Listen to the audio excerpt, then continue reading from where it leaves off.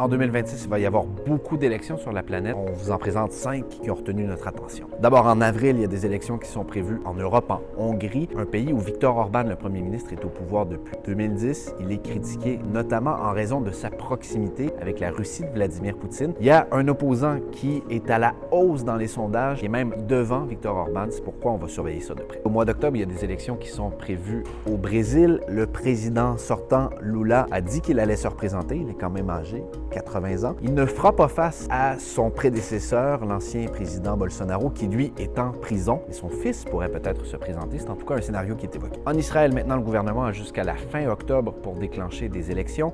Est-ce que Benjamin Netanyahou va pouvoir rester au pouvoir avec la même coalition, avec une autre coalition? Est-ce que l'accord de cessez-le-feu va tenir à Gaza jusque-là? Est-ce que les journalistes étrangers auront la possibilité ou non d'entrer à Gaza jusqu'à ce scrutin-là? Il y a donc beaucoup de questions en vue de ces élections qui pourraient d'ailleurs être déclenchées avant. Novembre maintenant, on retraverse l'Atlantique, on va aux États-Unis. C'est toujours attendu. Les élections de mi-mandat, ça permet de tester la popularité d'un président à la moitié de son mandat, comme le nom l'indique d'ailleurs. Est-ce que Donald Trump va réussir à maintenir ses forces, lui, dont le Parti républicain contrôle la Chambre des représentants et le Sénat? En tout cas, si on regarde les derniers résultats électoraux, que ce soit au New Jersey, en Virginie, au Tennessee, c'est pas très favorable pour les républicains. Puis la dernière élection, on ne sait pas si c'est une élection ou pas. Pourrait-il éventuellement y avoir des élections en Ukraine?